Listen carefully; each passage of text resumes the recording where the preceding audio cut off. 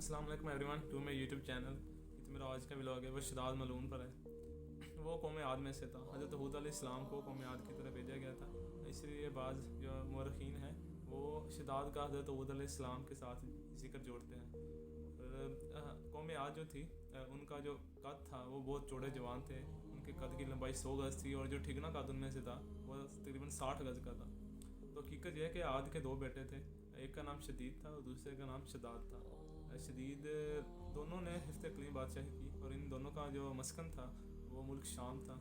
शदीद ने 700 वर्ष हुकूमत की, बादशाही की। उसके बाद शदाद ने बादशाही की और हालांकि वो काफर था लेकिन इंसाफ अदल इंसाफ के मामले में उसकी मिसाल ऐसे थी कि उसके दौर में बकरी और शेर एक ही जगह से पानी पिया करते थे। उसके इंसाफ का एक वाक़या है उसकी हुक्मरानी में कि दो आदमी आते हैं उसके दौरे हाजिर बादशाह के दरबार में, कहते हैं कि मैंने इससे एक कितना ज़मीन ली थी, उसमें से वो ख़जाना निकला है, अभी मैं ख़जाना जो है वो इसको देता हूँ, ये लेना नहीं चाहता।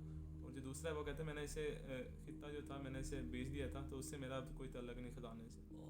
तो जो उस वक्त का जो बादशाह था उसने ये फ़ैसला किया, उसने ये पूछा कि तुम्हारी कोई औलादें हैं या तुम बेवल्दी से, यानी तुम्हारी ज़िंदगी बर्बाद है, तुम्हारी कोई औलाद नहीं है।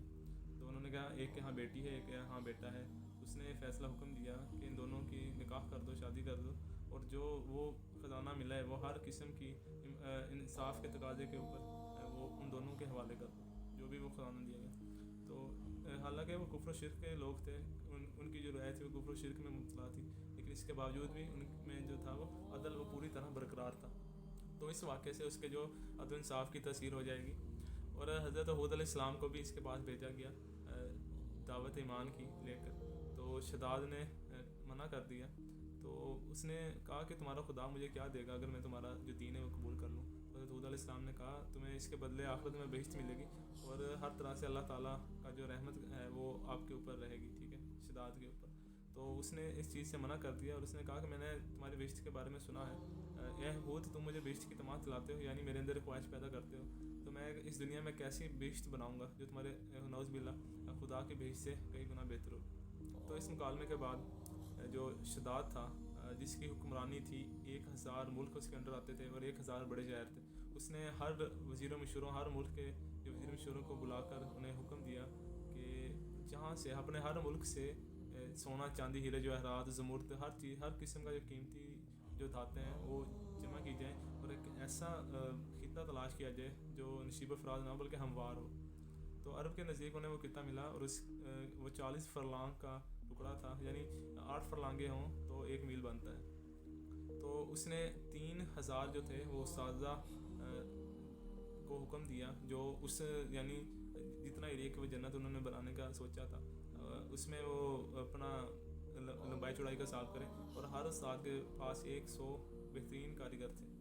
तो उन लोगों ने बहिश्त को जो बनाना शुरू किया, 40 गज़ नीचे से उसकी बुनियादें उठाईं और उस बहिश्त की दीवारें उन्होंने चांदी की बनाई और उसके अंदर जो ईंटें जड़ी गई थी वो सोने की थी। और उन्होंने इस तरह बहिश्त को बनाने का काम शुरू कर दिया, यानी बुनियादें इसकी जी थी वो संग मरमर से उठाई गई थी। और अल्लाह ताला फरमाते हैं कि कुरान मजीद में भी है कि कौम आद में एक कौम थी, एक कबीला था अरम के नाम से, जो बहुत ऊंची ऊंची इमारतें और सफ़ीले उसकी बहिश्त की निस्बत बताते थे। और वो उनमें दरख्त थे बहिश्त के अंदर, आधे चांदी के आधे सोने के, और उन पे जो मेवे थे वो भी ज़मूरत, सब्ज़, नगीने, इस तरह के तरह तरह के मेवे थे जो उससे बनाए गए थे। और इसमें खाक, मश्क, ज़ंबर और आफरान से किए गए थे और बजाय पत्थर इसके सेन में वो वहाँ मोती डाले गए थे। और नहरों में शीरो, शहद और शराब की जारी की गई थी। बेच के दरवाजे पर 4 बड़े मैदान थे और हर मैदान में 1 लाख सोने चांदी की कुर्सी बिछी थी और हर कुर्सी में जो था वो तरह तरह की नेमतें उन्होंने बंदोबस्त कर रखा था, तरह तरह के खाने थे, यानी 1000 दस्तरखान था हर कुर्सी के ऊपर। और उन्होंने अपने वकीलों को हर मुल्क में भेजा ताकि कोई दरम बराबर भी चांदी किसी मुल्क में ना रह जाए। हालत यहाँ तक आ गई कि एक फ़कीरनी बुढ़िया थी, उसकी बेटी के गले में ग्लू बंद था और उस ग्लू बंद में एक चांदी का सिक्का था, जो उन्होंने वो भी निकाल लिया। बुढ़िया रो रो कर फरियाद करती थी कि मैं फ़कीरनी हूँ, मेरे पास इस एक चांदी के सिक्के के अलावा कुछ भी नहीं है। लेकिन उन्होंने तरस ना खाया तो उसने बदुआ की और कहा कि इस ज़ालिमों के शर से मज़लूमों को महफूज फरमा। ایک حدیث مبارکہ میں ہے کہ پرہیز کرو مظلوم کی دعا سے، بے شک وہ مقبول ہوتی ہے۔ تو خبر ہے کہ شداد نے سارے ملک کے لڑکے لڑکیاں خوبصورت حسن و جمال جو تھے ان کو دمشق کے ایک مکان میں جمع کیا، یعنی جنت کی حوروں اور غلامان کے طور پر، تاکہ وہ سیوک ہوں، اور جس طرح جنت میں ہوتا ہے حوریں ہوتی ہیں، اور حوریں ہوتی ہیں جو انسان کی خدمت کرنے کے لیے بنائی گئی ہیں۔ اور مکمل ہونے تک جو 10 برس تھے، وہ چاہتا تھا کہ میں جا کے بہشت کا جو تھا وہ نظارہ کروں، اس کی سیر کروں کہ کیسی بنی ہے۔ اور وہ جو بہشت ہے اس کو انجام دیتے ہوئے 300 سال لگے، یعنی کہ 3 صدیاں لگیں اس بہشت کو بناتے ہوئے۔ اور یہاں پر بعض کتابوں میں بعض لوگ بیان کرتے ہیں 12 سال لگ گئے، لیکن قصاص الانبیاء میں اس واقعے کے اوپر لکھا ہوا ہے کہ اس میں 300 سال لگے، وہ جو اس نے بہشت بنائی تھی اپنی، اس کو بناتے ہوئے۔ اور مکمل 10 سال سے وہ چاہ رہا تھا کہ وہ بہشت میں جا کر دیکھے وہ کیسی بنائی، لیکن اللہ تعالیٰ کو منظور نہیں تھا۔ لیکن ایک دن اس کے دل میں خواہش آئی اور وہ چل اٹھا اپنے 200 غلام کے ساتھ، اور اس نے باقی غلام 4 میدانوں میں بھیج دیے جو بہشت کے دروازے کے سامنے تھے، اور ایک غلام کے ساتھ وہ بہشت کے دروازے میں داخل ہونے لگا، اور اس نے دیکھا کہ بہشت کے دروازے کے اوپر سامنے ایک آدمی کھڑا ہے۔ تو اس سے پوچھا تو کون ہے؟ تو اس نے بولا کہ میں ملک الموت ہوں۔